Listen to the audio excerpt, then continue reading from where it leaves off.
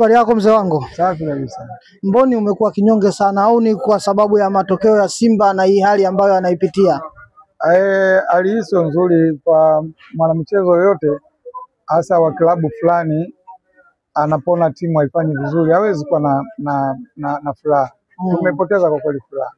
Simba walionekana kwanza msimu walianza vizuri sana, lakini kadri hali inavyoenda kama imeanza kushuka hivi kurudi kwenye hali yake ya asili ambayo ameipitia misimu mitatu mfululizo hapo nyuma.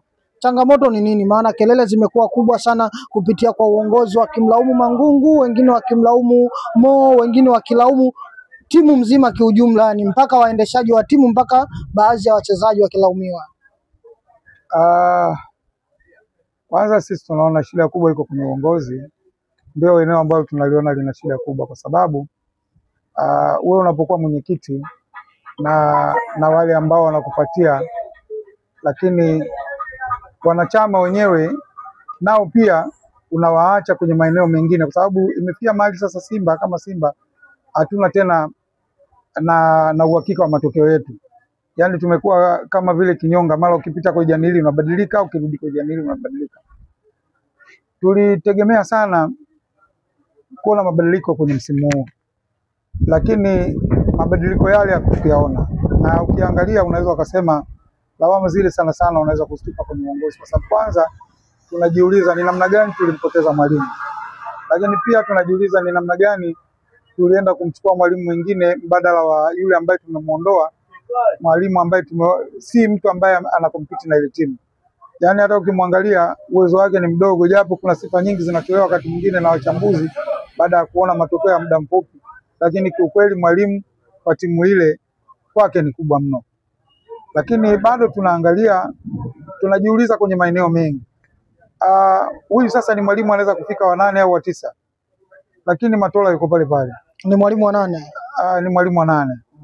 Sasa hili eneo pia unaliangalia, ukiliangalia kwa umakini unaona kuna vinasaba vya jambo fulani pale linafanyika kama vile la kimkakati, kwa sababu unajiuliza ni kwa nini benchi lile la ufundi linavyoondolewa aliondolewi lote, hata kama litaondolewa lote, lakini mtu mmoja anakuwa anabaki na mtu anaobaki ni yule yule, wakati bado sisi Simba kama ilikuwa ni kwa ajili ya mchezaji tu wa zamani, tunao wachezaji wengi sana wa zamani ambao pia ni makocha wako, kina Mdisaidi na wengi wengineo.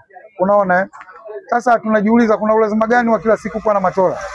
Hii nayo pia tuone kwamba ni sababu. Umeona hata jinsi mpira wa juzi namna alivyoharibu ule mpira, kwa kiasi fulani tunaweza kusema moja kwa moja mwalimu pia alihusika kwenye kuharibu ile mechi, kwa sababu mechi ile ni ngumu. Mechi ile aidha kama utakuwa umeshindwa kupata matokeo, basi angalau upate matokeo ya pointi moja, kwa maana ya kupata draw, lakini yeye ndo amechangia mechi ile kufungwa. Tunafungwa kwenye magoli ya aina moja kwa muda mfupi. Hata ukiangalia naye pia anapewa tu ile timu, lakini timu ile haiwezi. Tunataka kusema kwamba uwepo wa Matola Simba, na tumai unaungana na wanachama wengi na mashabiki wengi wa Simba kwamba kusema Matola kama wanahitaji kumfukuza Simba basi wampe timu moja kwa moja ili wamfukuze moja kwa moja, sio kuendelea kuwa kocha msaidizi. Sasa si tu kwa msaidizi, kwa sababu hii sasa imeshakuwa muda mrefu na imekuwa kama ni mazoea. Kama ninavyokuambia, huyu ni kocha, yani huyu kocha labda ni wa 8 au zaidi hata wa 8 kama sikumbuki vizuri. Unaona bwana? Lakini unajiuliza ni kwa nini makocha hao wote wanaondoka, yeye ndo anabaki. Makocha wote wanaondoka, yeye ndo anabaki. Kuna nini? Yani ukiliangalia vizuri pale lazima kutakuwa kuna sababu au kuna mtu analifanya jambo lile kwa maslahi.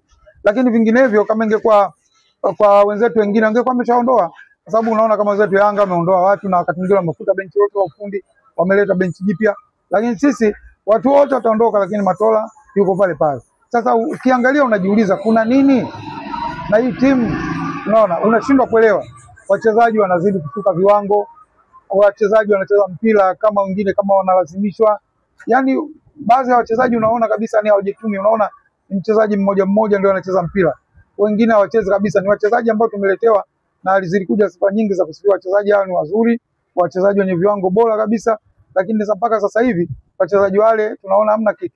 Ni miongoni mwa wachezaji walioanza vizuri mashindano ya ligi kuu ya NBC Tanzania Bara, lakini hao, na juzi tumeanza kusikia kelele kutoka kwa mashabiki wakiimba, mpaka msemaji wa Simba wakisema hawamtaki, maana amekuwa na kauli nyingi zikiwa zinaonekana kama ana motivate mashabiki tofauti na wao wanapotegemea mashabiki. Labda ungerudia hapo, sijakuelewa. Yani juzi tumeshuhudia baadhi ya mashabiki wakati wakitoka uwanjani wanasema hata msemaji Ahmed Ally inaonekana kama na yeye ni miongoni mwa watu ambao anawapepea huku upande wa mashabiki na anachuma upande wa viongozi. Sasa kwa msemaji, mimi binafsi mimi naweza nikamtetea. Kwa sababu kwanza yeye ndo ametufanya tushikamane mpaka leo. Yaani kama si msemaji yule, mimi naamini kabisa sasa hizi tungekuwa tumepotea. Yaani tungepotea muda mrefu na pale fimbo zingeruka. Unaona bwana, lakini anajaribu kutupa maneno ya hekima na watu wanakaa wanatulia. Na ndio maana unaona Simba mara zote pamoja na misukosuko hii ambao wanakutana nayo, lakini bado wanaenda mpilani na wanajaa uwanjani. Mlikuwa mna kikao cha wanachama ambacho mkutano ule wa wanachama haukueleweka jinsi ulivyoisha na mmerudi kila mmoja yani akiwa na mawazo yake kichwani, yani tofauti na mlivyotegemea. Mlichoenda kukutana nacho ni tofauti kabisa. Yani uzungumzie kidogo na mzungumzie mwenyekiti wako Murtaza Ali Mangungu. Unajua ndugu mtangazaji, uongozi wa mpira sio uhuni, lakini kwenye mkutano ule kulikuwa kama vile kuna comedy fulani. Mimi binafsi sijamuelewa kwa kweli mwenyekiti, hata mimi. Yaani hata kile kitu ambacho amekwenda nacho mimi sikuelewa. Lakini ubwabwa ulikula. Aidha mimi hata ubwabwa sikutaka. Yaani sikujua maana yake kwanza ilikuwa nini. Ajenda ya mkutano ule ilikuwa ni nini wakati sisi tulikuwa tuna mechi, tena mechi kubwa kabisa. Unaona bwana. Sasa sikuweza kuelewa mkutano mkuu kama ule unafanyika kwa saa moja, tena hata kama saa moja lilifika. Nafikiri ni kama dakika 45 hivi. Kama dakika 45 hivi. Sasa unajiuliza kwa klabu kubwa kama ile, aidha mnaenda kwenye mkutano wa budget au mnaenda kujadili timu au mnaenda kujadili katiba, kwa sababu niseme tu katiba yetu sisi ndio inatutesa. Hakuna kitu kingine kinatutesa pale Simba kama ile katiba. Ile katiba inatutesa. Kama unavyoona mwenyekiti amekuwa kama ni mtu tu bandia. Yaani nguvu yake inakuwa anapokuwa na sisi. Lakini akirudi kule kwenye bodi ya Mo, yeye anakuwa kama mjumbe tu wa kawaida. Kwa hiyo kwenye eneo lile ni eneo moja gumu sana. Tumepambana kuhusiana na kadi za wanachama na ule ukomo wa wanachama.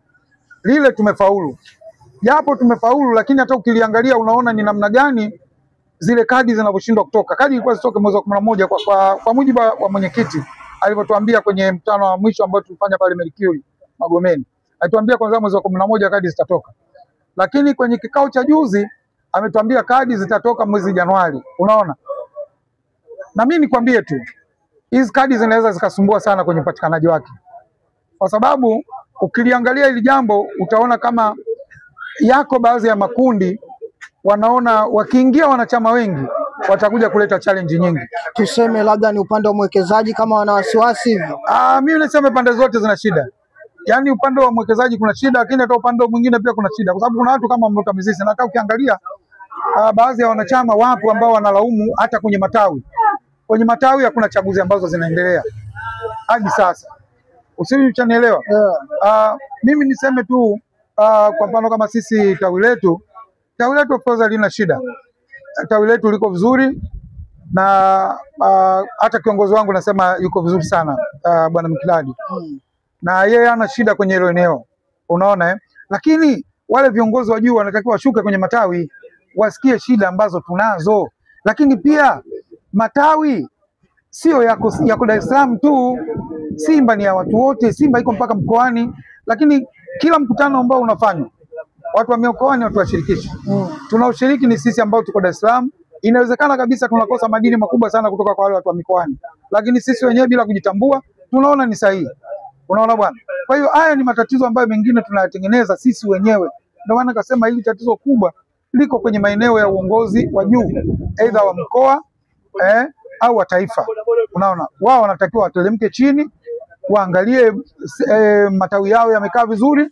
Unaona bwana? Waangalie matawi ya mikoani, lakini sio tu unatoka hapa unaenda kufungua tawi mkoani, ukishafungua tawi mkoani una shughuli nalo. Yaani unalisubiri lirudi kwenye Simba Day ndio muungane nalo. Hamwezi kwenda kwa staili hiyo. Mpira una sayansi nyingi na mpira sasa hivi ni sayansi. Sisi tunapigwa kisayansi. Ukiangalia hata sasa hivi timu yetu ni nzuri, lakini tunapigwa kisayansi. Leo hii mimi ukiniambia Eli Said ananunua labda wachezaji wa Simba au ananunua refa au ananunua nani, sisi tunashindwaje kufanya hayo? Ukirudi sasa ndio unaona moja kwa moja shida tunayo kwenye uongozi. Kuna mtu hapa amenitumia ujumbe sio muda mrefu, nadhani amepita hapa, tuona tunafanya mahojiano, ni shabiki wa Simba, ameniambia nikuulize swali. Si vibaya kwenda kujifunza kwa kinachoendelea Jangwani, ni muda mwafaka sasa hivi, maana kutoka Msimbazi kwenda Jangwani sio mbali, hata kwa miguu tu, na ikiwezekana kama viongozi wenyewe wanakutana juu kwa juu huko, maana yake waulizane hata huko juu kwa juu, wenzenu wamefanya nini ili wamefanikiwa kwenye uongozi, sio kwenye timu. Kwanza huyo alikutumia ujumbe mwendazimu, mimi siungani naye hata kidogo. Yaani sisi tukajifunze kwa Yanga. Kwa Yanga sisi tunajifunza nini? Yanga ndio ajifunze kwetu. Yaani kauliza kwenye structure nzima ya uongozi kwanza. Yaani kwenye structure ya uongozi mimi nikwambie tu ndugu mtangazaji, na unajua hata kama utakuwa umelifuatilia vizuri hata uongozi wetu ambao tuko nao sasa. Nafikiri unakumbuka namna mwenyekiti wetu alivyopita. Alipita kwa labsha kidogo.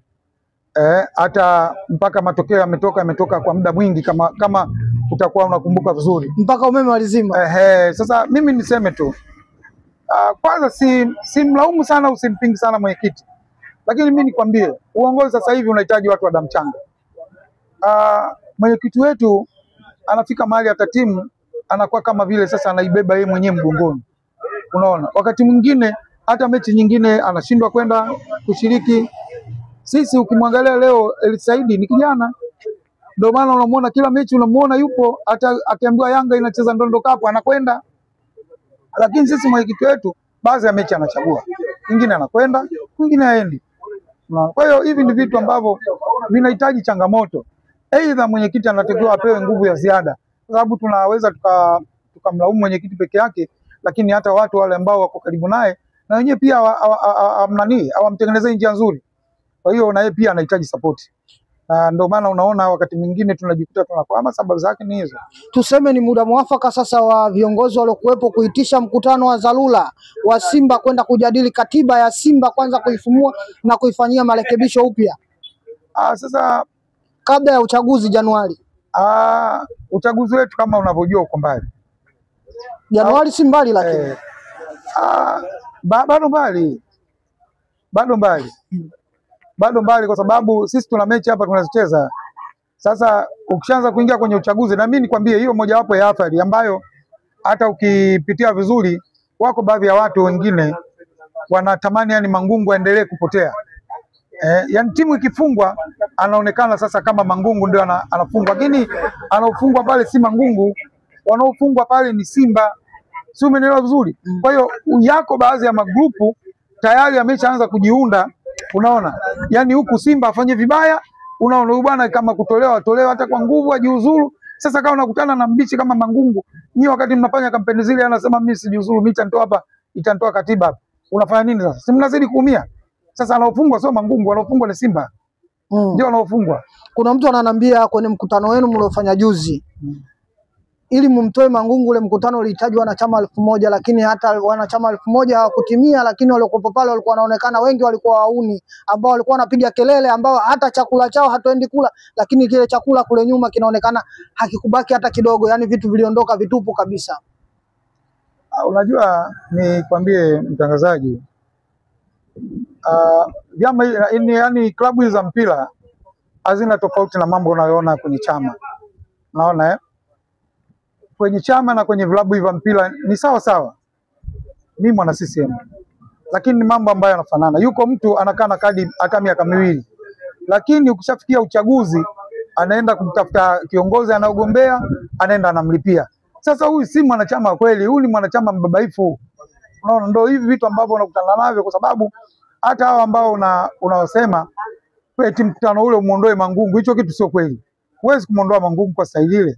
Mangungu kama kuondoka anaondoka kikatiba. Huwezi kumuondoa kwa staili ile. Yaani kwanza utafute nini kosa lake.